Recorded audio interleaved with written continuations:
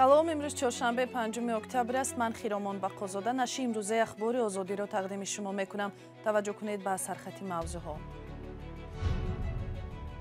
мақомоти тафтишотӣ беш аз 60 зиндонии маҳбаси Хуҷандро ба ташкили ошуби нофарҷоме дар зиндон гумонбар медонанд. аксари онҳо барои ифротгароӣ паси панҷара рафтаанд. садҳо шаҳрвандони Русия дар 2 ҳафтаи ахир сокини Тоҷикистон шуданд.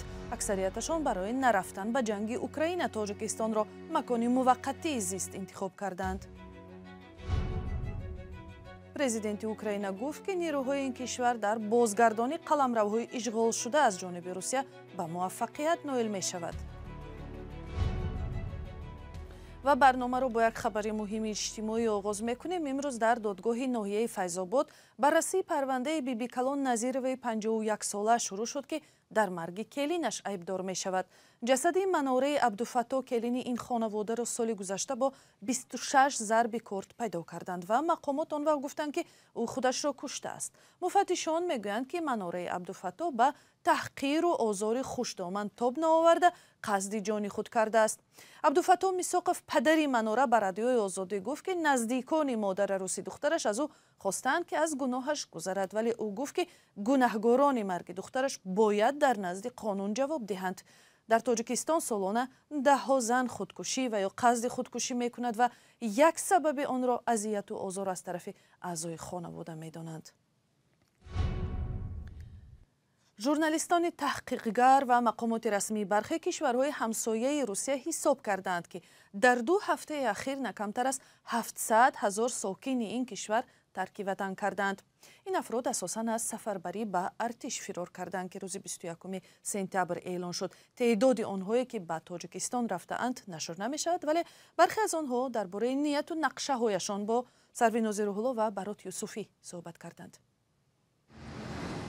аксари шаҳрвандони Русия ки пас аз фармони мобилизатсия ё ба сеҷ ба сафи артиши ин кишвар ба Тоҷикистон фирор кардаанд, аз Тоҷикистон ба сифати кишвари транзитӣ истифода мекунанд. онҳо бо дарёфти билетҳои гаронарзиши ҳавопаймо худро ба Тоҷикистон расонидаанд.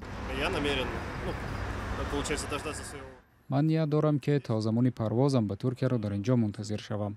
ман талош мекунам дар Туркия ба таври ҷой пайдо ва онҷо зиндагӣ кунам. мехоҳам ҷаҳонгардӣ кунам ба кишварҳое ки бо Русия бираводид ҳастанд, шояд ба кишварҳое ки низ раводид доранд, агар раводид диҳанд.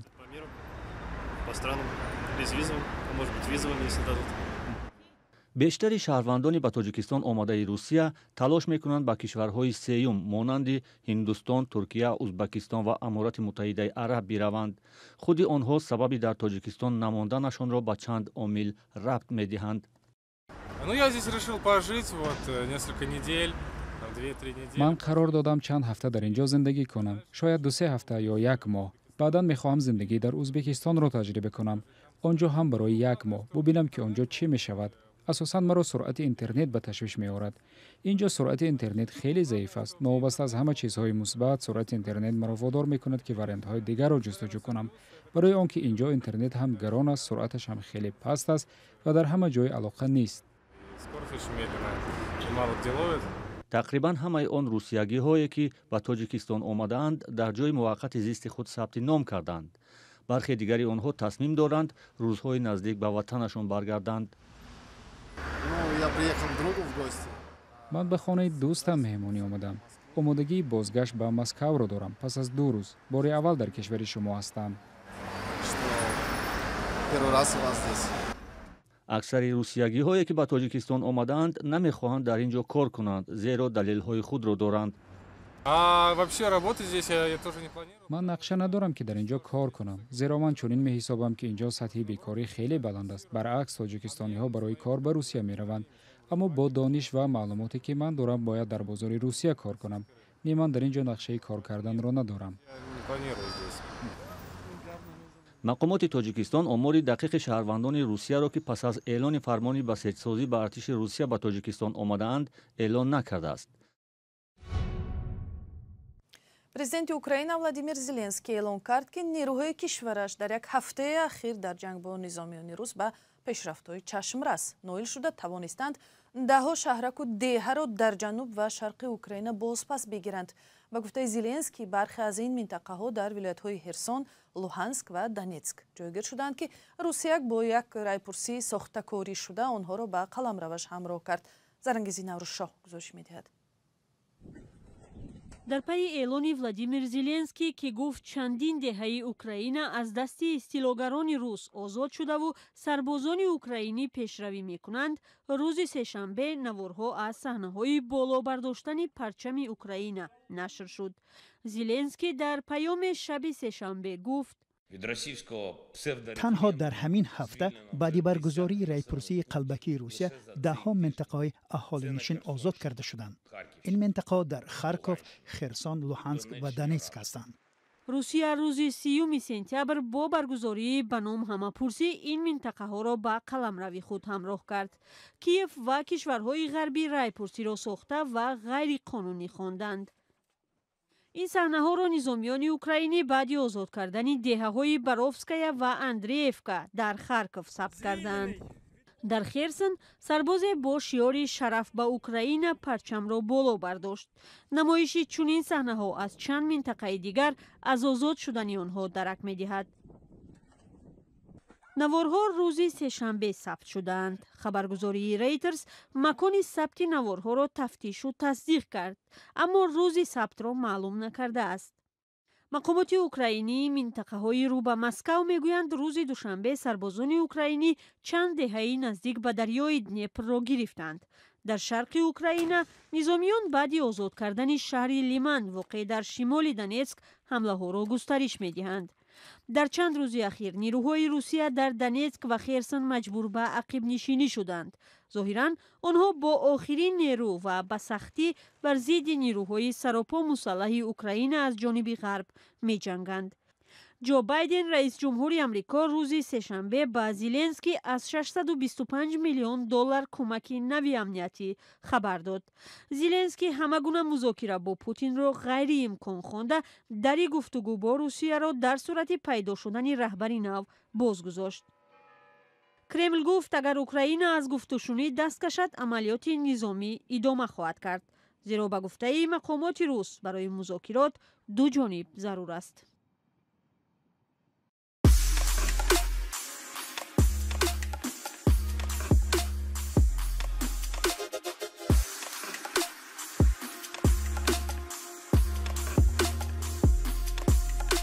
همه چیزی که میخواهند و میخواهید در اینجا هست. تازه ترین اخبار، گزارش های ویدیویی، شرح حادثه و تحقیقات ژورنالیستی. زمینه رادیو آزادی را نصب کنید و همه این را با انگشت زدن به تلفن هوشمند خود به دست بیارید. مقامات تاجیک تحقیق پرونده بیش از 60 محبوس یکی از زندانهای شهر خوجند را با اتهام آمادگی به آشوب و قصد کشتار کارمندان مؤسسه اصلاحی انجام دادند. منابع رادیو آزادی میگویند گروه 68 نفری محبوسانی که زیر عقیده های افراطی مانده اند قصد داشتند ماه اوگوست آشوب بردارند، ولی نقشه‌شان فاش شده به هدفشان نرسیدند. رادیو آزادی در دوام یک ماه بر اساس صحبت با کارمندان محبس و زندانیان سابق مؤسسه اصلاحی رقم 3 منظره واقع رو روشن کرد و با این نتیجه ها همکارم مومین احمدی حالا در استودیو با ما است. مومین، محبوسانی که حالا در کرسی عیبداری نشسته اند که هایند و هدفشون چی بوده است؟ سلام خیرامان و سلام بیننده های عزیز. محبوسانی که حالا با تلاشی آشوب و قصد کشتار کارمندان محبس عیبدار می شوند اکثرا با اتهام تندگرایی و تروریسم زندانی شدند. مقامات آنها را عضو داعش می دانند. تصویر مقامات از این حادثه چنین است که گویا این گروه زیر رهبری عزیزبگ میرزایف، یک ساکن ناحیه شهرنو که برای تندگرایی زندانی شده است، به آشوب آمادگی می دیدند. رهبری گروه که در سازمان‌های افراطی از او با نام امیر یاد می‌کنند به گفته مقامات همین عزیزبگ میرزایف بوده است. رادیو آزادی شخصیت بیش از 10 نفر را آشکار کرد که عضو این گروه نامیده می‌شوند. اکثر آنها با گناه افراطگرایی زندانی شدند. مثلا در این گروه نامی سفر محمد عبدالنظرزاده، یک ساکن ناحیه شمس‌الدین شاهین است. او را سال 2018 در مرز با افغانستان بازداشت کردند و مقامات گفتند که سفر محمد نیت داشته است در کشور همسایه به داعش پیوندد. هرچند منبع‌های نزدیک به تفتیشات معتقدند که این گروه تلاشی آشوب داشت، ولی منبع‌های دیگر نیز هست که به این شبهه دارند. به گفته آنها بجز شهادت خود محبوسان دیگر دلیلی برای اینکه آنها با آشوب یا قتل زندانبان‌ها آماده می‌شدند موجود نیست. مومن یاد داشته باشید در دو آشوب سالهای 2018 و 2019 در زندان خوجند و وحدت بیش از 50 نفر کشته شده بود. آنها را هم مقامات اون وقت کاری دستی پیروان داعش گفته بودند. اگر این واقعیت داشته باشد چرا آنهایی که با جرم افراطگرایی زندانی میشوند اصلاح نمیشوند و ریشه های چنین آشوب در چی بوده میتواند؟ ببینید خیرامان که واقعا هزاران نفر در زندانهای تاجیکستان با جرم عضویت در سازمانهای تندگرا زندانی اند. بحث این که تا کجا گناه آنها در دادگاه ثابت شده است دیگر است، ولی تحقیق ما در گذشته نشان داده بود که واقعا پیروان داعش در زندانها تلاشی به عملهای خطرناک دست زدن میکنند. تحلیل ها نشان داد که ایدئولوژی ساختن خلافت، جهاد و کشته شدن در راه به اندیشه آنها خدا در ذهن آنها جای شده است. در زندان نظامی است که این اندیشه را از ذهن آنها بشوید وجود ندارد و خطا بودن آن را برایشان ثابت سازد.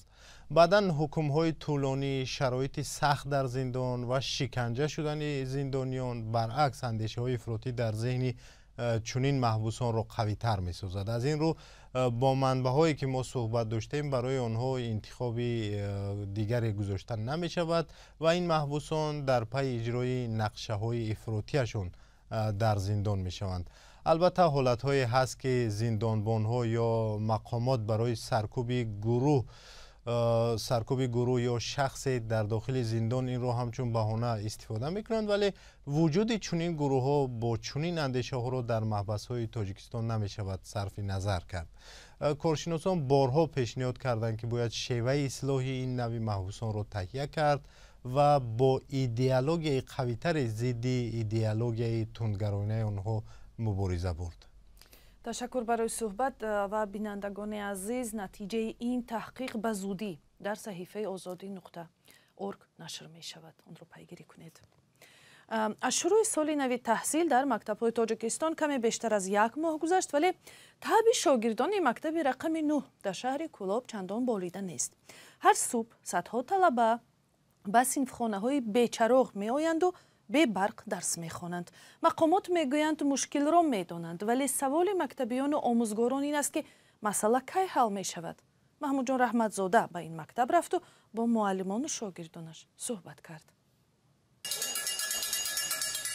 با صدای این زنگوله نیمه شکسته، آموزگاران شاگردانشان را از تنفس به درس دعوت می‌کنند. رهبریت این مؤسسه تعلیمی از نبود برق زنگوله سال‌های پیش را دوباره به کار می‌برد.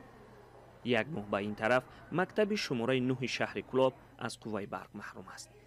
رهبریت مکتب از شبکه‌های برق سر کرده تا به حکومت محلی نامه زده است. ما با شبکه‌های برق شهر کولاب با سردار شبکه‌های برق شهر کولاب محترم کشورов مکتوب روان کردیم که مدتی قدر روز می شود که مؤسسه مذکور قوه برق ندارد. اینجا صنفخانه کامپیوتری مکتب است. برق نیست و شاگردان نمی توانند کامپیوتر را روشن کنند. آنها درس‌های اینفرماتیک را نه عملی تنها به خواندن و نوشتن می‌گذرانند. ما درس‌های کامپیوتری را نظریوی می‌گذرانیم، ما آنها را عملی گذراندن نمی‌توانیم از سبب نرسیدن قوه برق. در شبکه‌های برق شهر کولاب نبود قوه برق در این مکتب را تصدیق کردند. نوروز کشورov سردار شبکه‌های برق کولاب گفت مشکل در سیم‌های مکتب است. او گفت که کارمندانش از پی تعمیر آن هستند، اما دقیقاً نگفت چرا در 1 ماه قوه برق مکتب را تعمیر نکردند. در جواب آنها با ما در مکتب ما جواب گرداندند که ما با سببی که یعنی تجهیزات لابراتوری نداریم یا که کار ناشایم است، شما میتوانید به برق تاجیک مراجعت کنید. و شکل پوره این گزارش در وبسایت سامانه azadi.org و کانال آزادی ویدیو در یوتیوب.